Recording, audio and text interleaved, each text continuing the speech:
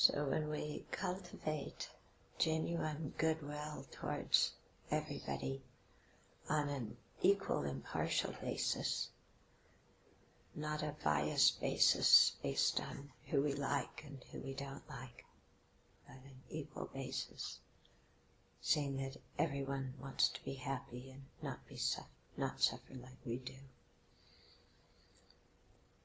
When we can develop love and compassion on that basis, then it affects all other actions we do in our life.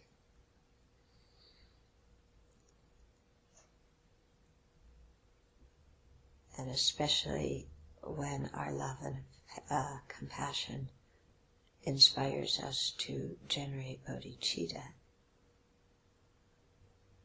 then doing our everyday actions with bodhicitta really transforms them and affects everything in our life.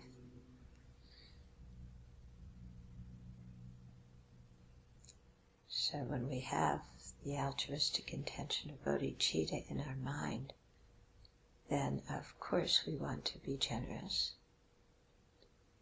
Generosity is just an expression of our care and concern for others. Of course we want to live in ethical conduct, because that too is a very natural expression of our love and compassion.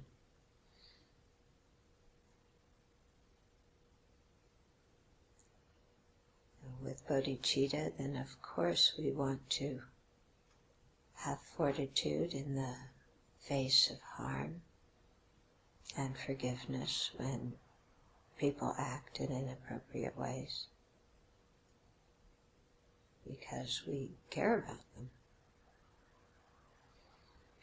And so on we see that this change of attitude towards other sentient beings affects everything in our entire life and is able to transform it all into the path to full awakening.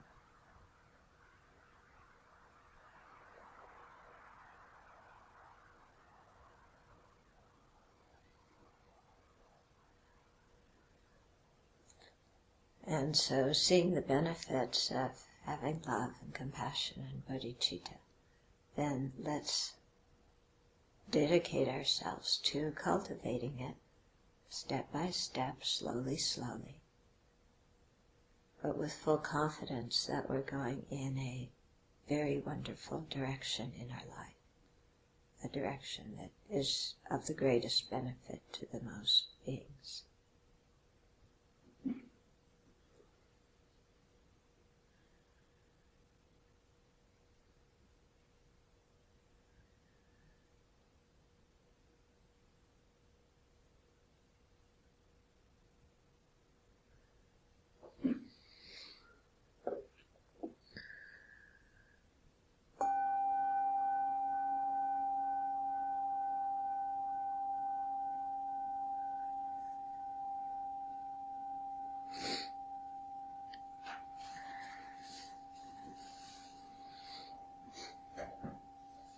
So if we think about it, we can really see the benefits of developing love and compassion for others on the basis of equanimity. In other words, not love and compassion for the people who are nice to us, and antipathy for strangers, and aversion for all the people who harm us, but looking beyond those superficial categories, those superficial appearances, and really opening our hearts to everybody in a very equal way. And then not just being kind and having love and compassion, but really wanting to become a fully enlightened Buddha to benefit them in the best way. Okay. So you can see that if we have that shift in attitude, then it affects so many other areas of our life. I don't know about you, but sometimes generosity is hard for me. It's like, well, yeah, it'd be really nice for the other person if I gave this away, but then I won't have it. Yeah. And then, and if I gave it away, well, they may not appreciate it. They may just toss it away, so then I definitely shouldn't give it. Yeah. The mind thinks of all sorts of reasons not to give. Yeah. I have a very creative mind. Yeah. And the same thing with ethical conduct, the same thing with, fortitude. It's like with love and compassion and bodhicitta, then those things become quite easy because that's your motivation. Is to be a benefit, is to attain full enlightenment. So joyous effort, sitting down to purify your mind, meditating on emptiness, developing concentration, all that becomes easy by the force of our very strong intention. But without that intention, then, getting to the meditation cushion can be difficult. We all know. Yeah, keeping our mind on track once we've gotten to the cushion is hard. Having a strong mind when faced by suffering, or faced with criticism, or faced with the discomfort of changing our old habit patterns and views. Yeah. So all these things without bodhicitta, without love and compassion, are much more difficult because we really have to nudge our mind along, not nudge, give it a good kick in the pants. Come on, do it, this is beneficial.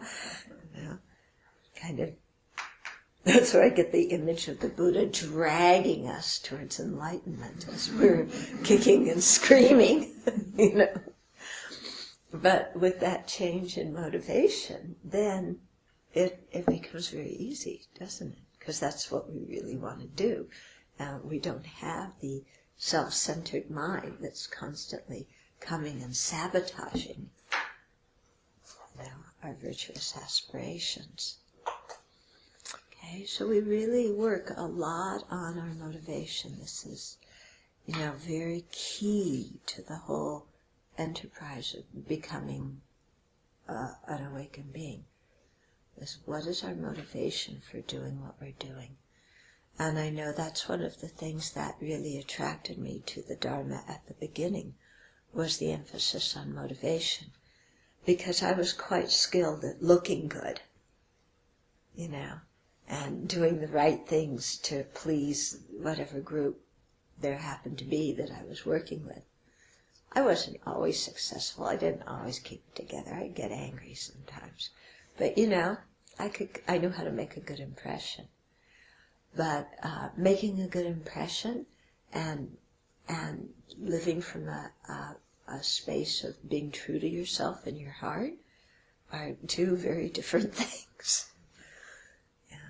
And so really, checking what is my motivation, and is it, imbued with the self-centered thought that's just looking out for me, I, my, and mine, and just looking for my own pleasure right now, or my own revenge right now.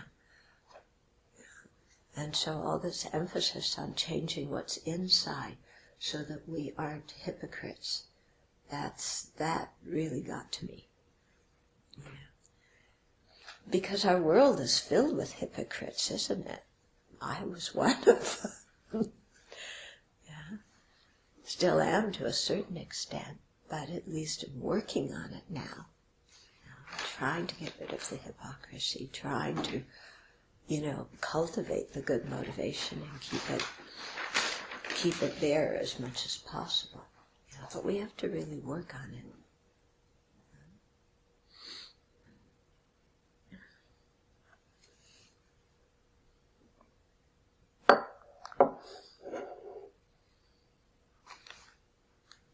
It's so easy to criticize other people for being hypocrites,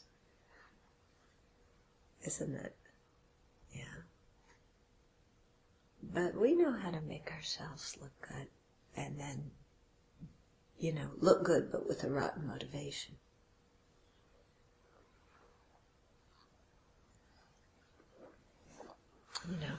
We know how to manipulate. Okay. So that's why we need real love and compassion and bodhicitta, so we get our mind out of all that mess. Okay, so if we continue on with the Buddha's life, he taught his 5 friends that he did the ascetic practices with. And when they began to realize emptiness, they became Aryas, and thus the Arya Sangha was formed, the 3rd jewel.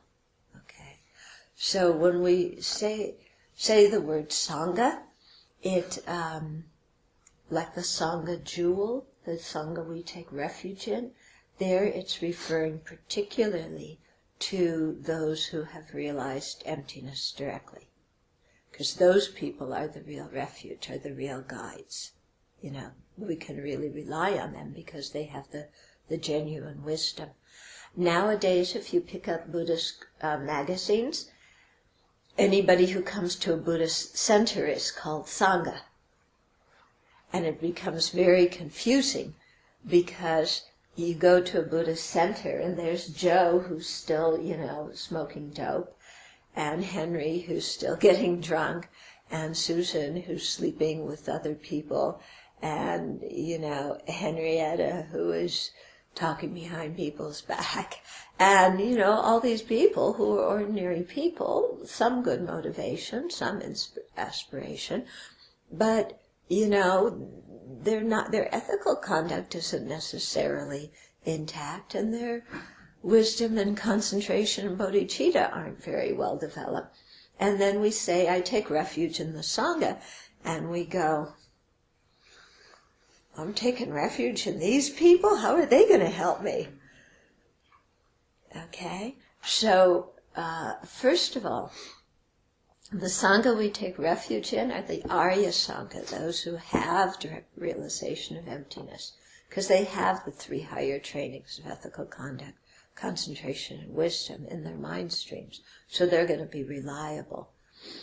Yeah. It's not correct to say anybody who comes to a Buddhist center is Sangha. First of all, many of those people aren't even Buddhists. They're just coming to the center to see what's going on or attend some classes. So they're not even Buddhists. Yeah.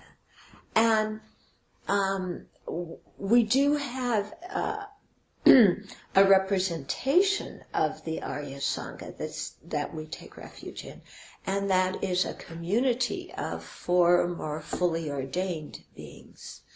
Okay, so that Sangha, the monastic Sangha, it's the fully ordained people, and not just one of them, but 4 of them.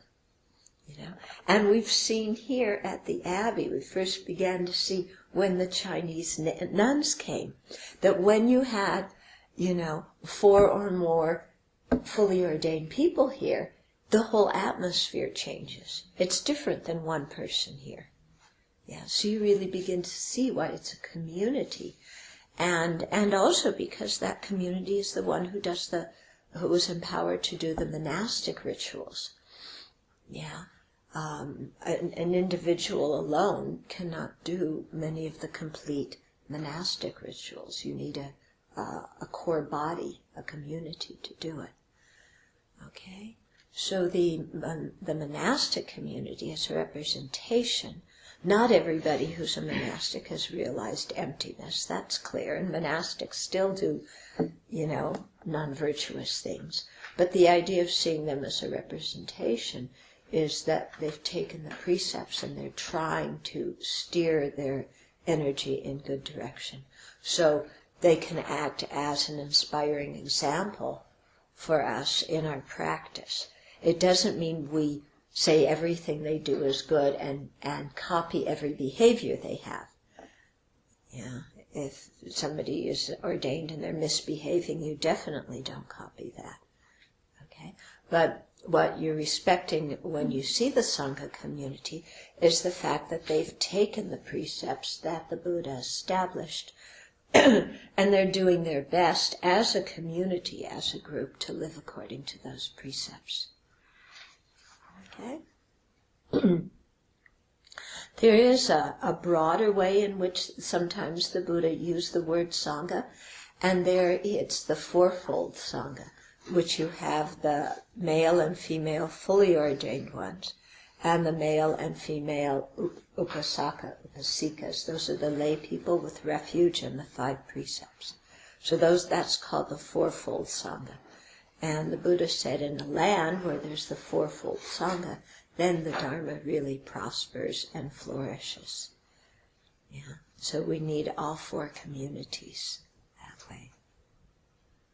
And then there's something really beautiful that happens when you have, men and women who are fully ordained and men and women who are have the lay ordination and the 5 precepts. It's, you can really see how the Buddha would say when that community is there, then the Dharma is going to flourish, because you have people at all levels who are practicing, and you have the complementary nature of the lay community and the monastic community and how they benefit each other.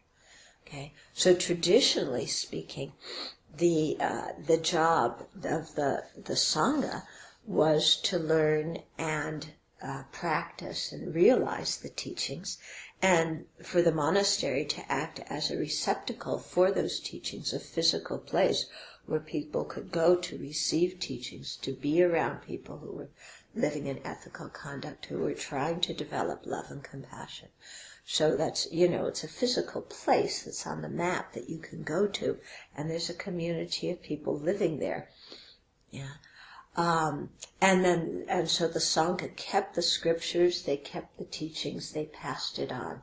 That was really the purview of the Sangha, was to preserve the teachings, okay, from one generation to the next, which is much more difficult for lay people to do, because lay people live in their own individual houses, and so there's no place, if you're looking for the Dharma, and you go on the internet, you're not going to get Sam's house at 123 First Street to go to, because, Sam and Irene, his wife, and their 4 kids don't necessarily want you coming at all hours of the day and night and staying overnight and asking them to do pujas and teach you, because, they're involved with their kids' life and they have their social life and they have their relatives over to dinner, and they don't want their house to be a Dharma place.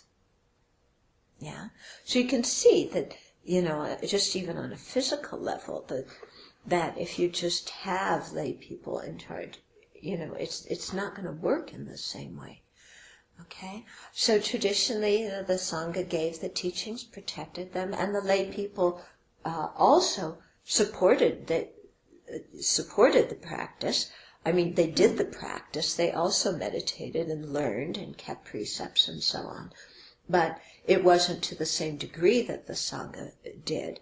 And the lay people also supported the Sangha, because the way the Buddha initially set out the precepts, and you have to remember this was 6th century BC, then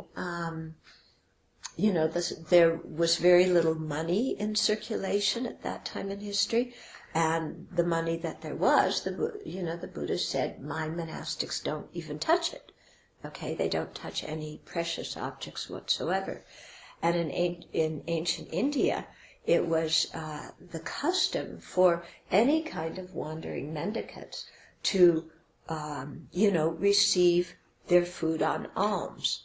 So like I said, they didn't beg, they didn't ask anybody, but they would just go and stand in front of a place, a home, and then people would bring food out and feed them.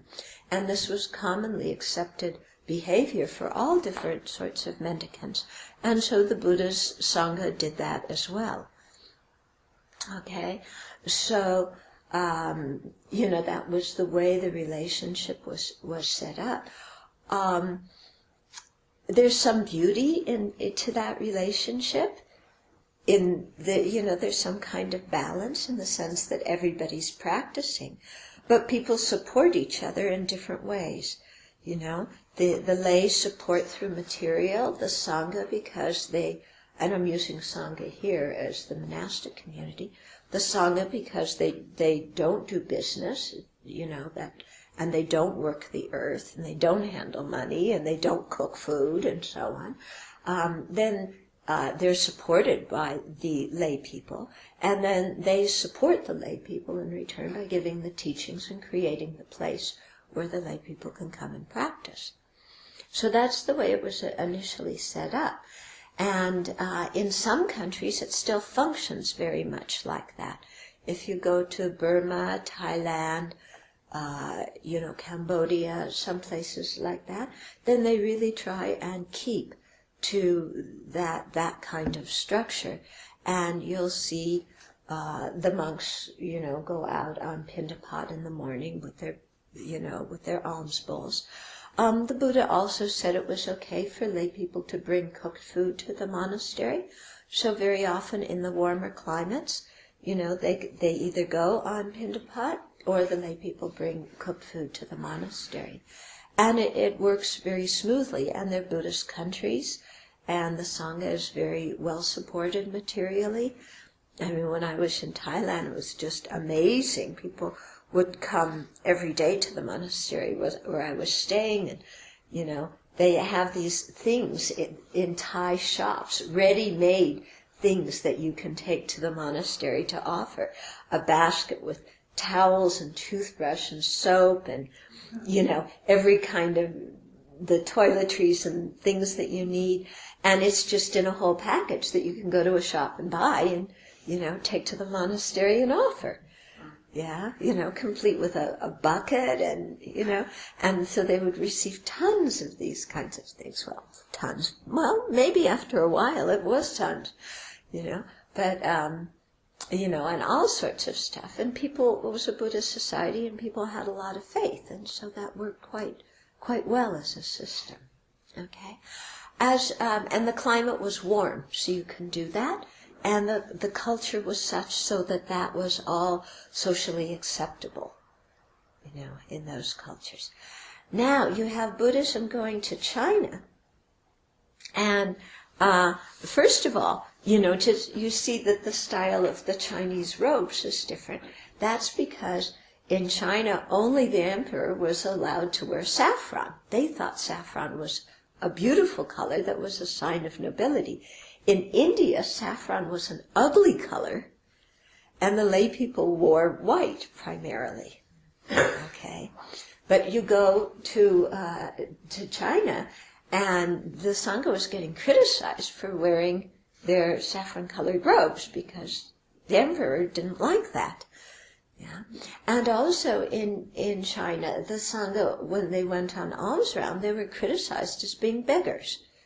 Chinese society does not look kindly upon people who,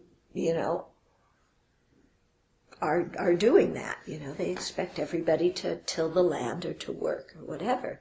Yeah. In the city, the Sangha could get support. People could bring food there or, but there was also a lot of politics going on in the city. And for the people who wanted to really meditate, they didn't want to be involved in any of that, and so they moved out to the countryside. When you live in the countryside, people aren't going to bring you cooked food because you live very far away, and you're not going to go on Pindapat because the lay people don't like it, and also there aren't very many lay people around. So in the Chinese monasteries, they changed the color of the robes. They made it black or brown, some color acceptable to their culture. They cooked food at the monastery, and they worked the land, But when you understand why they did that, then you understand why they changed the monastic precepts. They didn't change them officially. Nobody likes to officially change them because the Buddha set them out that way, okay? But they developed an interpretation in China. Somebody named Ba Sang, something like that. He made up a kind of rule for an in-house rule for Chinese monasteries, that most of the monasteries follow, and in addition then they have their own in-house rules particular to their own particular group or their own monastery. Okay? And so,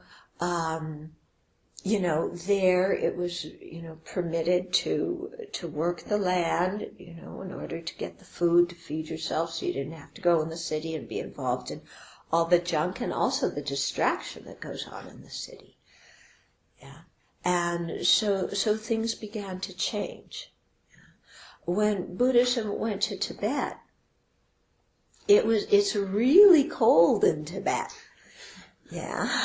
And in the mountainous areas of China also, it's really cold. And to go on Pindapat is just not very practical. Because especially, if you live outside of the city and you have to walk in and it's freezing cold and, it's not like in India or the warmer climates where people have their doors and windows open and they can see you and they can bring the food out. It's cold, the doors and windows are shut, you're shivering. It's just not practical to go on alms round. Okay? And then also as societies developed more, the use of money became more frequent. Yeah? And so, very often instead of bringing food to the monasteries, people preferred to make a monetary donation and then the Sangha could buy the food. And then the Sangha started cooking the food because they were cooking out in the monasteries, which was far from the city. And in a place like Tibet, where you had a quarter of the male population that was in robes, they had to have a way of supporting themselves because they were such a huge percentage of the population. And if they all flooded the city and all expected the lay people to feed them every day, it would be really a hardship on the lay people. And if we look at the monastic principles and the precepts that we have, a lot of them were made so as not to inconvenience the lay people. This was something that was really foremost in the Buddhist mind. When the lay people complained about the Sangha's behavior, even if it was an action that wasn't naturally negative, it didn't involve any killing or stealing or unwise sexual behavior or lying, things that are naturally negative. If it was just something that was considered rude or obnoxious or inconsiderate in that culture, then the Buddha made a precept preventing, the monastics from doing it because it inconvenienced the lay people and it drew the criticism of the lay people. Okay? So very often, many of our precepts were formed for that kind of reason. Actually, I should explain here how we got all the precepts. For the first 12 years, there weren't any precepts. Yeah, people ordained. The Buddha said, "Come, O bhikkhu," or "Come, O bhikkhuni," and that person was ordained. That was it. Okay? As the community became larger, then there evolved a ceremony to give the ordination in outlying areas because the Buddha couldn't give everybody the ordination by saying that. He didn't know everybody, but many people wanted to ordain. But for the first 12 years, everybody behaved pretty well. And so, they kind of knew what they were supposed to do, and they were sincere in their practice, and they did it, and so there weren't so many problems. Then, what happened? The first precept was, there was one monk, and, I think he was an only child, or, maybe he just had sisters or whatever, but there was nobody to carry on the family name after he ordained. Okay? So, his parents, he was married before he became a monk, and they separated, he got ordained, and then his parents said, but we need somebody to carry on the family name, and we need somebody who's going to do all the rituals, because at that time in India, in Brahmin society, in different, caste system societies, it was the sons who had to do the rituals for their parents after they died. So we don't have anybody who's going to be at home to do these rituals for us after we die, and we don't have a namesake. And so, okay, you want to be a monk, but at least come home, get your ex-wife pregnant so we can have a son who will do this, and then you can go do your trip. Okay? So he wanted very much to please his parents. He wanted his parents' approval. He didn't want them to, feel badly. So he went home. He slept with his wife. She conceived, had a child. He went back to the Sangha. And when the other monks found out about this, they said, this doesn't seem such good conduct on the part of a monastic. So they went to the Buddha and told him the situation. And then the Buddha said, this is not going to work, guys. Everybody has to be celibate. And so that's how the first precept, the one on celibacy, came about. So when you read the Vinaya, you see that every other precept came about because of a real life situation that happened with real live people. Yeah. And, the Buddha just made precepts as was necessary according to the situation and to the naughty acts that the monks and nuns did. Okay, so that's how all the precepts arose. It wasn't that the Buddha sat down and said, okay, I'm going to have a community, and here's the list of how they're going to behave. He didn't pre-plan the whole thing. It was something that developed in an organic way in relationship to what was going on with the monastics and the lay people in the society of 6th century BC India. Okay?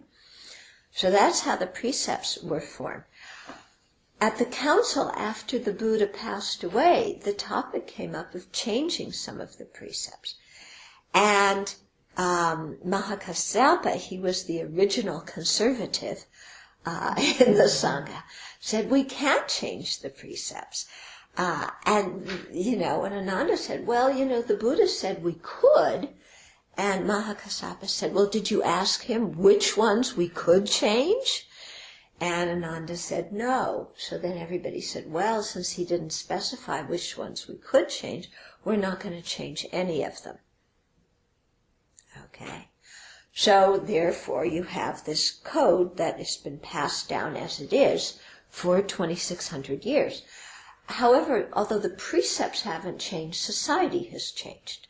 So like when I talked about what happened in China, what happened in Tibet, society changed. Even, in Thailand, there's, one of the precepts that we have is not to ride in vehicles. Yeah, that's because in ancient India it was only the elite people who rode in vehicles, and they were very arrogant and puffed up. And the Buddha didn't want his Sangha being arrogant and puffed up. And also the vehicles at that time were either pulled by human beings or pulled by animals. And the Buddha didn't want his Sangha causing that kind of duress on other living beings. Yeah, so there was a precept not to ride in vehicles. Nowadays, if you don't ride in a vehicle, it's going to be a little bit difficult to get teachings, even to be ordained, to go out and benefit people. Yeah. So some adaptation is made. The Theravada tradition, in particular the Thai forest, keep the precepts very, very strictly. Yeah. The general Thai community, not quite as strictly. The Sri Lankans, fairly strict, but, a little bit more, and then in the Mahayana countries, then when bodhicitta was really emphasized, it was like, okay, you keep your precepts as best as you can, but if it's of greater benefit for you not to keep the precept 100% strictly, if it's of greater benefit for all beings concerned, then it's okay to ask permission and, and keep it a little bit differently. Okay? And so in China, where, because it was Mahayana, then vegetarianism was really emphasized, so as to not hurt any living beings. And some people had difficulty maintaining their health and being vegetarian, so many people in China started eating an evening meal, even though our precepts say we shouldn't eat after midday. Okay, but because they were vegetarian, then they did in order to keep up their health. Okay, so not everybody, but some people. Okay, in Tibet, it was very difficult to be vegetarian. They don't have a lot of fruits and vegetables there. They were big meat eaters, so they continued to eat meat. But also it was very cold, so I imagine they started eating in the evening because of the cold, and to keep up their health. So you have different things changing like this. So it's always a very delicate situation because once you start making exceptions for this and that and the other thing due to circumstances, it's very easy for our self-centered mind to take over, and then we keep making one exception after the other to adjust it to exactly what we want. And then the precepts lose all value. Okay, so that's not, something that works. Now, for some people, keeping everything strictly, and they just tell their lay followers, look, this is the way we live, and you've got to help us live this way, and the lay followers go along with it, then for some of people like that, it works. For other people, the philosophy is, we don't want to inconvenience the lay followers so much, so we make adjustments in certain things. Okay?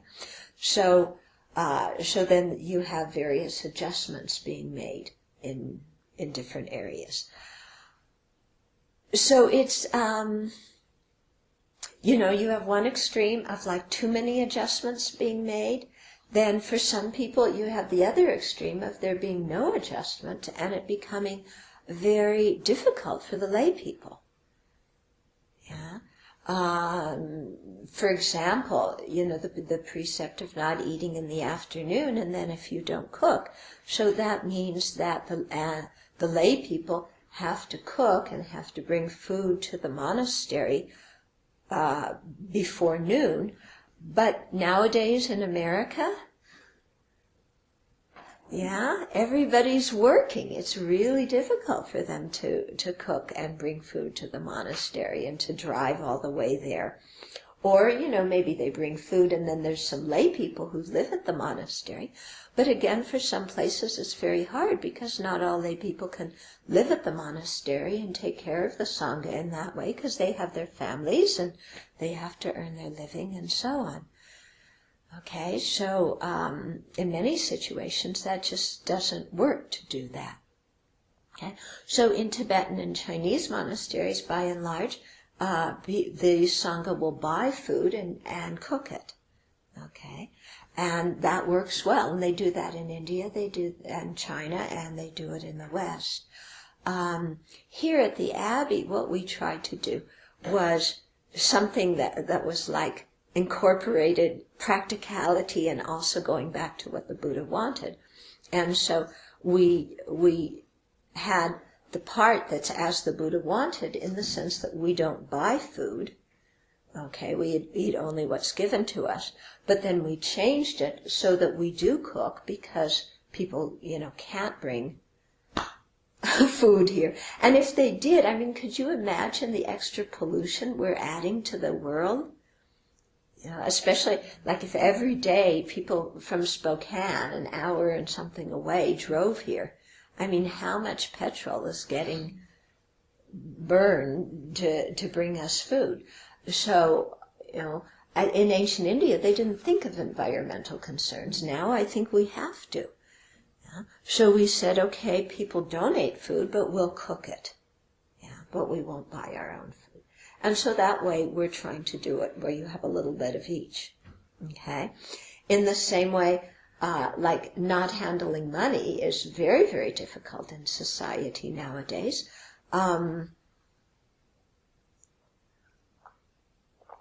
Some of my Theravada friends, when they travel, they have a layperson who travels with them, who, when they need food and they're in the airport, the layperson buys the food, and if they need to make a phone call, the layperson makes the phone call and buys the bus ticket and, anything that would involve handling money. Yeah.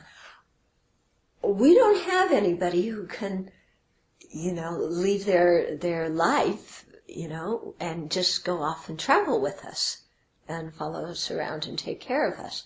So, we have to do something ourselves. So, for example, when we travel, we pack our own food. We still don't buy food when we're out, but we pack it and we carry it with us. Okay? Even though there's a thing about not keeping food overnight, when you're traveling, you do, because, it's much more practical. And we do carry some money with us, so that if you're stuck in the middle of who knows where on a flight, and especially if you're a woman, you don't have to just sleep anywhere waiting for your flight, which has been canceled, to take off on the next day. Yeah. So people have some private money, but they can only use it for specific things. Yeah, you can't go out and just buy whatever you want. Yeah. Now there's some, in the Chinese tradition, very often what they do is the monastery, when anybody gets any offerings, they give all their offerings to the monastery.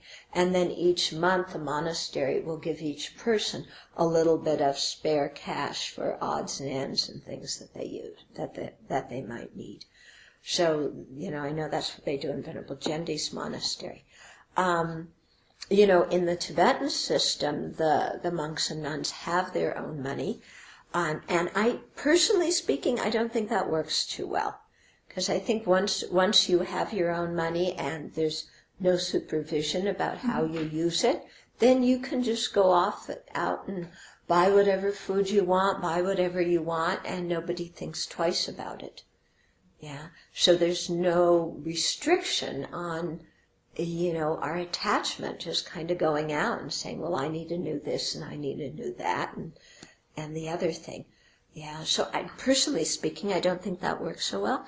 And also because you find in the Tibetan system, because there's so many monastics, most of the, many of the monasteries cannot provide everything for the monastics who are there.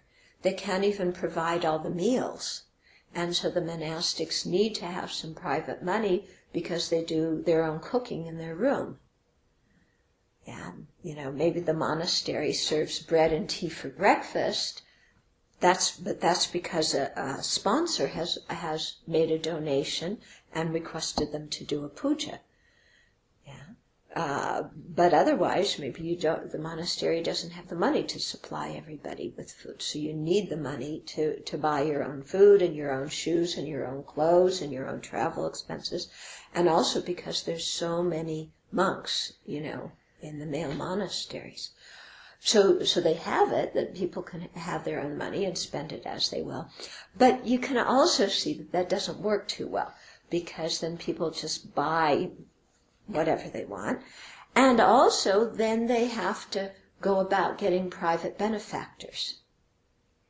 So then, everybody wants to make friends with a Westerner, especially a middle-aged woman, because they're the most compassionate who are going to give you money. It's true. You will see the young monks make lots of very good friends with middle-aged women so that they can get a benefactor. Okay. What they've done in the nunneries, because just in recent years, Geshe Kelsang Wangmo was saying, now the nunneries have really started changing, a better education program. But the Tibetan Women's Association and some other women have joined together to help the nunneries. So what they do is, the way they organize themselves financially, is people may have an individual benefactor, but that benefactor doesn't send the money to the individual.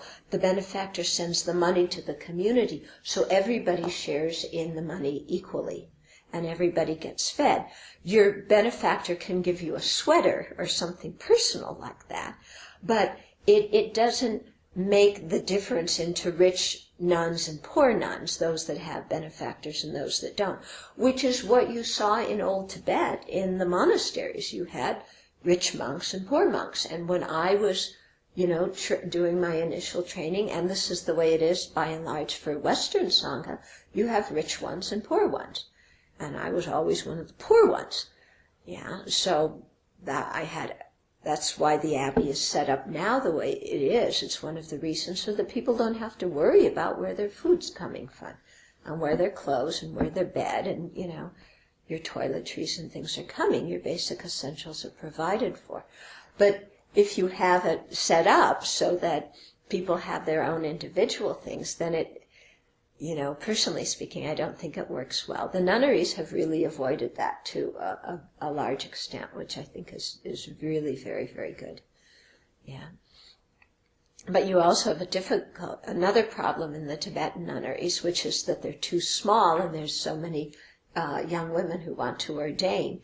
And so some of them, like in South India, there's no room at the nunnery, and so they have to live on their own. Some of them at the old folks' home next door, have to get some room somewhere and pay for money and school supplies and everything themselves, which is really difficult for them. Okay. So, so you'll go as you go and you meet different Buddhists from different traditions, you'll see different ways of keeping the precepts. And everybody will have their own way and their own reasons for doing it. And so I think it's very good to, we may have our way, but we don't criticize anybody else's way, because whatever way they're doing it for some reasons that seem valid, And we can look and say, I don't think that works so well, and I certainly don't want to do it like that. But, to also try and understand the situations in which people are coming from. Whether those people are being looser than we agree with, or whether those people are being tighter with the way they keep their precepts than what we agree with. To just see everybody has different ways of doing it. And so, here we're having our Sravasti Abbey way. And what's interesting is that at the monastic conference, some of the other Tibetan monastics are very interested in what we're doing, and we want to share with them what they're doing in the hopes that if they set up some communities, then they can institute some of these things which really help you to live together as a community. Now, there are some things when the Buddha was alive that the Buddha didn't regulate because those things didn't exist. So there are no precepts about internet use. There's no precepts about cell phone, iPads, iPods, computers, all sorts of widgets, whatever kind of new technological widget you can think of. There are no precepts regarding these. So you find some people who say, well, we're very strict in the way that we keep the Buddha's precepts. And the Buddha didn't make a provision. He said anything that when new circumstances arise, if you can see in things that I've said don't do before some similarity with the new situation, then don't do those new things. And if you see with the new situation things that in the past were similar, and I said it's okay to do them, then it's okay to do that. Okay, so that's kind of a general law of adaptability, but even with that, different people interpret it different ways. So, there are some people who are very, very strict. They will not handle money at all. I remember reading one website, and somebody was praising their teacher because he had come back from Singapore, and somehow there had been, one small coin that was stuck somewhere in his, belongings, and then when he discovered it, he didn't touch it at all, but he called a layperson to come in the room to pick up the coin and take it away, and that layperson was so impressed with the purity of ethical conduct of his teacher. And I thought, that works well for this person, if that's the purity of the ethical conduct, but for me, that's not how I would measure the purity of ethical conduct of my teacher. I don't care if my teacher picks up a quarter or $1 or $10, If there's some good reason for it, I don't see any problem with it. Okay? But different people have different minds, and so that's why I said, it's better we don't criticize anybody. But anyway, so these people will keep things very strictly, not touch money at all, not eat afternoon at all. Yeah? But they have cell phones and iPads and personal computers and all these things.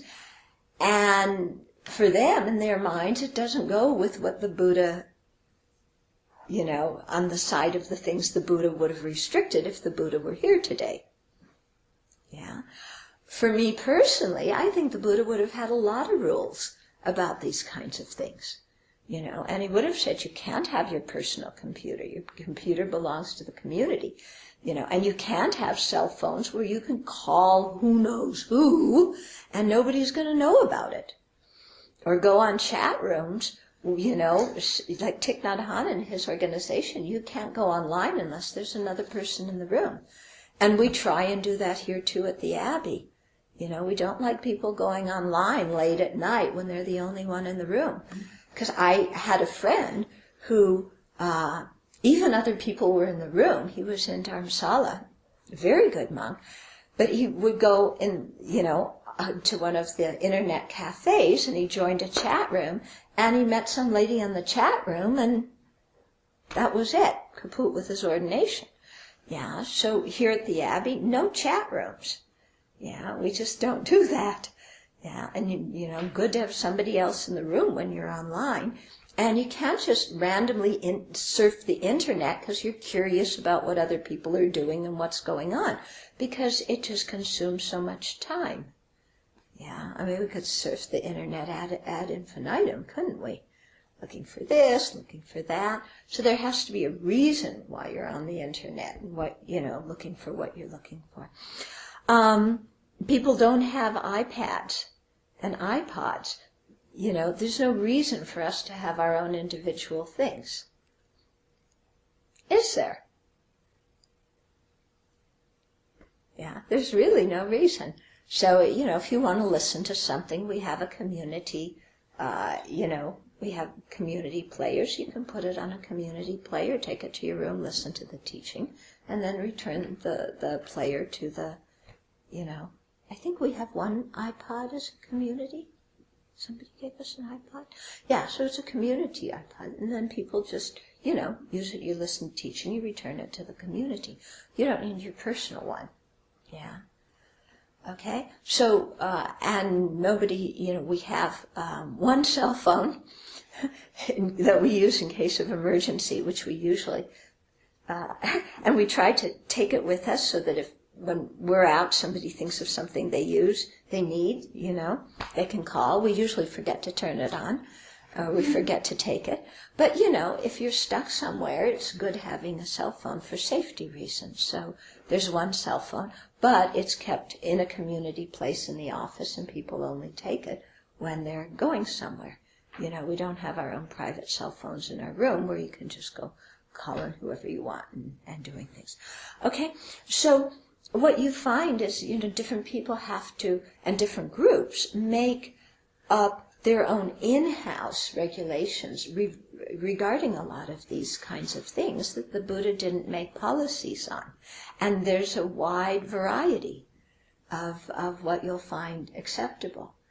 Another thing is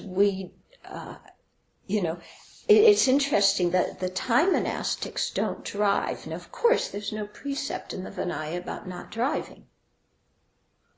There's no precept at all. Okay? In the Chinese and Korean and Tibetan traditions, the monastics drive.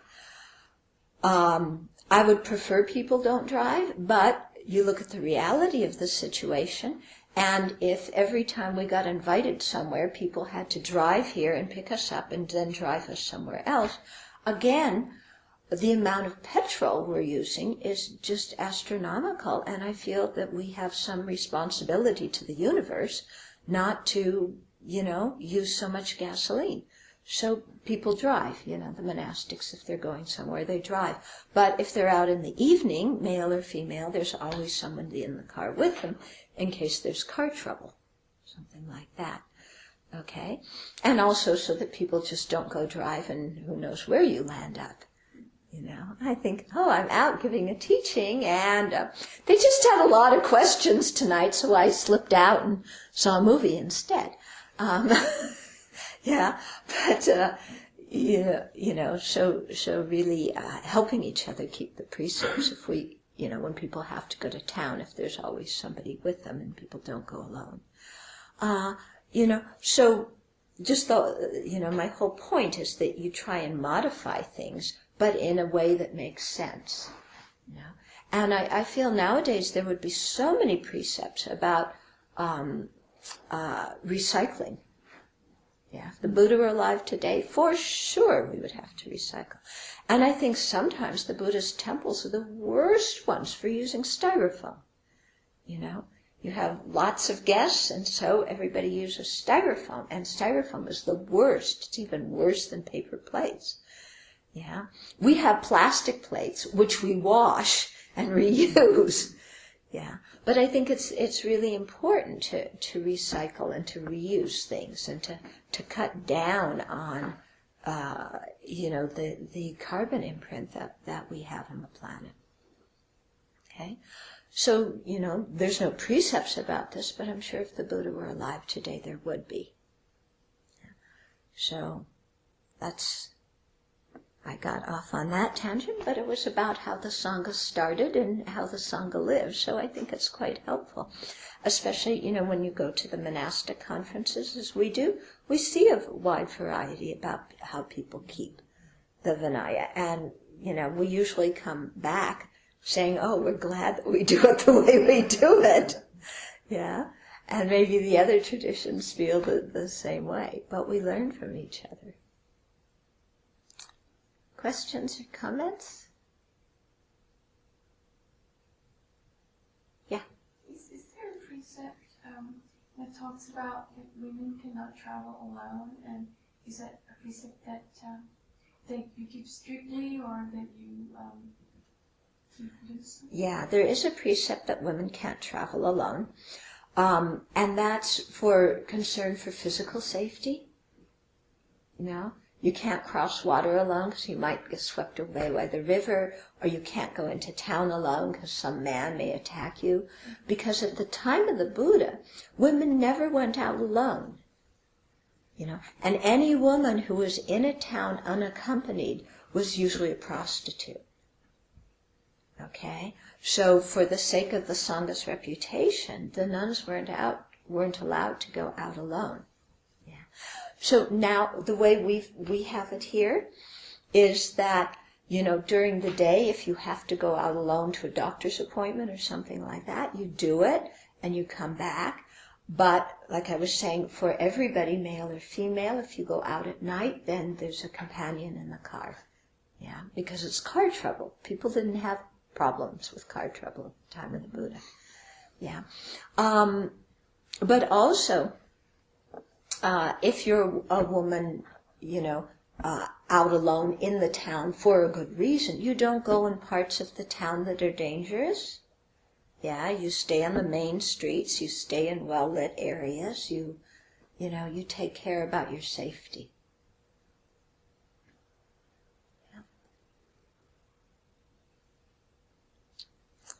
Yeah. During offering service here, you guys wear practical clothes for working, and I was just curious about that. About that, yeah. Okay, so one of our precepts clearly is to wear our robes. Yeah. Now, the thing is, if you're operating a chainsaw in a shemda, it's going to be dangerous for your life. You know, if you're doing the forest work, I mean, you saw the day when we were when we took the walk up Milarepa's mile. Venerable Tarpa was having a really hard time walking there because she was wearing her shemda. So for things when we're doing manual work, you know, where there's a safety issue, then you wear your robes. Or not just where there's a safety issue, but when you're staining. I mean, there too it's safety. When you try and climb a ladder and you're wearing your robes, you very easily step on your... I mean, she did that going up the stairs in Ananda Hall and broke her foot. she stepped on a robe and fell and broke her foot. So, when you're doing things on ladders, then you do that. Where you're doing things like staining, where your robes are going to get horrible, filthy, then out of respect for your robes, you put on the lay clothes. So, but here at the Abbey, we don't put on blue jeans. We don't put on just any old lay clothes, We have maroon pants, we have our maroon whatever, and as soon as we get done offering service, we change into our robes. We don't walk around at any other time when we don't have to in our work clothes. Yeah. So that's the way we've chosen to do it. Yeah.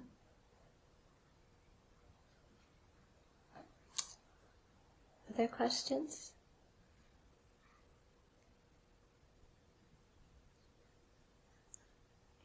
The reason I emphasize not being critical of what other people do is because it's very easy. The verse we say at our posada, may I keep pure ethical conduct, we changed the wording, I can't remember. Pure ethical conduct. Anyway, there's a phrase, ethical conduct without conceit. So it's very important in our keeping of precepts that we don't become conceited. That we don't go, well, we're the ones who keep the precepts the most purely. Or as an individual, I keep my precepts better than you do. Yeah. That kind of mentality clearly is not in line with what the Buddha's teaching. Yeah. So to always remain humble in terms of how we keep our precepts. Yeah. So some people here at the Abbey don't eat in the evening. Some people do eat in the evening. People have different bodies. Some people do a lot of manual work. Some people don't. Some people have high metabolism. Some people don't. So there's a provision for that. But we don't go around, kind of getting arrogant about whether we eat or don't eat in the evening. Okay? And so similarly, not judging other people. Again, we can comment on behavior and what we think works and doesn't work, but we don't judge other people or become conceited about the way we do it. Okay? And you eat! Please. No, I say this because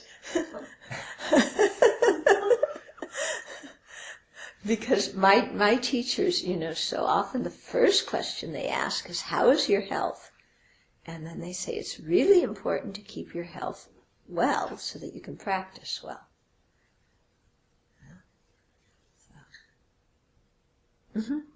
So. I was thinking about the kind of environmental considerations and keeping a low carbon footprint. And I know a lot of that can be challenging in that everything that pretty much that the Abbey uses is offered, and you can't, ask for specific things. But in terms of the new building projects that go on, well, I guess just would you, or is it in your mind to make that kind of an emphasis of the building project? Oh yeah, quite, and so having sustainable and green building is very much something we have in mind. We did a lot of research on that regarding Gautami House, and in particular there's a kind of something called Rastra, where you have styrofoam and concrete, and anyway, it saves using a lot of wood. So we were considering using it. It's more expensive. We were, it's harder on our benefactors if we get that. But then in the end, when, we thought, but the Rastra is made in Arizona, and by the time you put it on trucks and bring it up here, the amount of petrol you spend might be the same, or more than if we use wood framing, because wood is very common in this area. It doesn't have to be shipped. Okay, so it's very difficult. We try and do whatever we can. We did the geothermal heating because that's much more energy efficient. than other things. And we're going to look into gasification. Yeah, smile, Venerable Tarpa.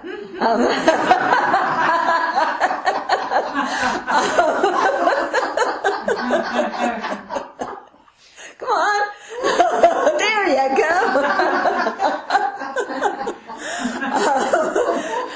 For Chenrezig Hall, because it might be something that is very good considering our our situation regarding wood and so on and so forth. Okay. And we certainly welcome suggestions about that. I mean, many people suggest to us sun, solar power, which in the summer is great, but the summer is also the time when we use the least electricity. In the winter, we don't have a lot of solar power. Yeah. So until they develop batteries that are cheap and energy efficient, where you can save solar power, because right now you could get batteries, you use them for a while, but then you have to change them, and then the batteries have all this stuff that is bad for the environment when you change them. So we're kind of waiting until they have better storage batteries, and maybe we can use solar power. And we've investigated wind power, and until right now, wind power is still a little bit too expensive for us. But, that would be nice to use at some point, kind of.